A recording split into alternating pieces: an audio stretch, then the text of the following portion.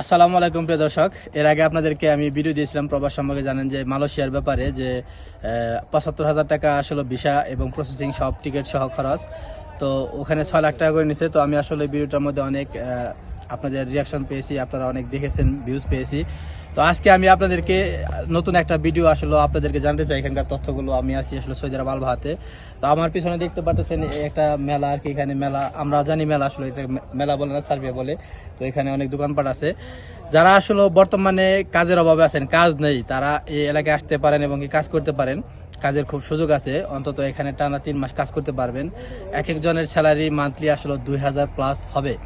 যদি আপনারা কেউ করতে চান অবশ্যই আমাদের সাথে যোগাযোগ করবেন, কন্ট্যাক্ট করবেন।